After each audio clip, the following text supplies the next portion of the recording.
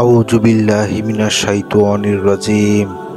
বিসমিল্লাহির রহমানির রহিম। প্রিয় দিনী ভাই ও বোনেরা, দুজাহানের সর্দার বিশ্বনবী হুজুর আকরাম সাল্লাল্লাহু আলাইহি ওয়াসাল্লাম ও তার পরিবার সম্পর্কে প্রত্যেক নরনারীর অগাধ কৌতূহল রয়েছে, আর এই বিষয়টি জানা প্রত্যেক মুসলিম নরনারীর জন্য একান্ত আবশ্যক।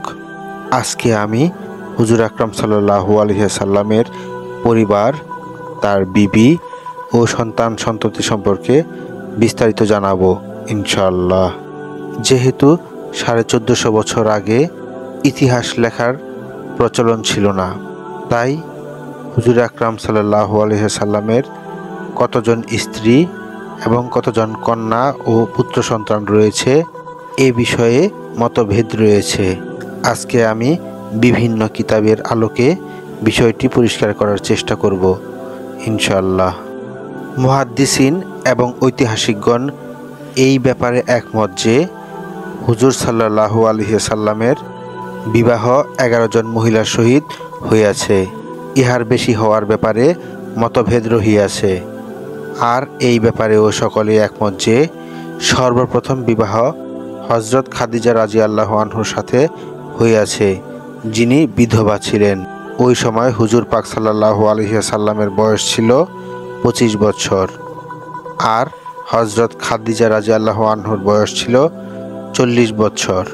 নবীজির সন্তানদের মধ্যে হযরত ইব্রাহিম রাদিয়াল্লাহু আনহু ছাড়া সকল সন্তানই হযরত খাদিজা রাদিয়াল্লাহু আনহুর ঘরে জন্ম নিয়েছে। বিভিন্ন কিতাবের মাধ্যমে নবীজির 11 জন বিবির কথা জানা যায়। তারা হলেন হযরত খাদিজা রাদিয়াল্লাহু আনহু, হযরত সাউদা রাদিয়াল্লাহু আনহু, হযরত আয়েশা রাদিয়াল্লাহু আনহু, হযরত হাফসা রাদিয়াল্লাহু আনহু, হযরত জয়নব রাদিয়াল্লাহু আনহু, হযরত উম্মে সালমা রাদিয়াল্লাহু আনহু, হযরত জয়নাব বিনতে জাহশ রাদিয়াল্লাহু আনহু, হযরত জুয়াইরিয়া বিনতে হারেস রাদিয়াল্লাহু আনহু, হযরত উম্মে হাবিবা রাদিয়াল্লাহু আনহু, হযরত সুফিয়া রাদিয়াল্লাহু আনহু এবং হযরত মাইমুনা রাদিয়াল্লাহু আনহু। নবীজির সন্তান সন্ততির সংখ্যা নিয়েও বিভিন্ন মতামত রয়েছে। ঐতিহাসিক ও মুহাদ্দিসগণ এই ব্যাপারে একমত যে হুজুর আকরাম সাল্লাল্লাহু আলাইহি ওয়াসাল্লামের 4 মেয়ে ছিল।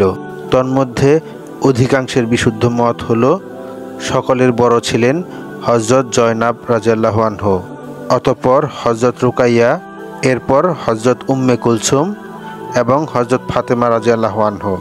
অপরদিকে পুত্র সন্তানদের বিষয়ে মতভেদ রহিয়াছে।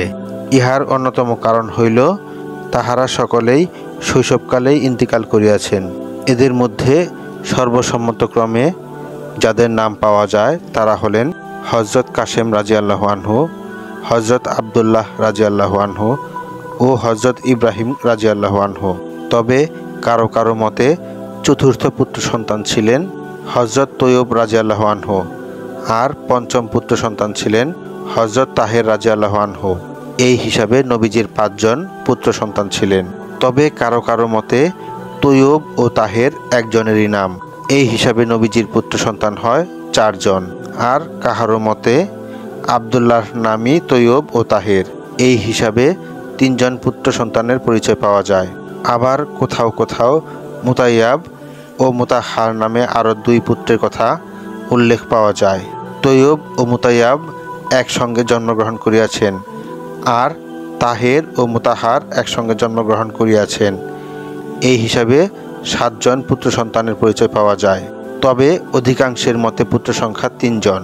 একমাত্র হযরত ইব্রাহিম রাদিয়াল্লাহু আনহু ব্যতীত হুজুর পাক সাল্লাল্লাহু আলাইহি ওয়াসাল্লামের সমস্ত সন্তান হযরত খাদিজা রাদিয়াল্লাহু আনহুর গর্ভ থেকেই জন্মগ্রহণ করিয়াছেন।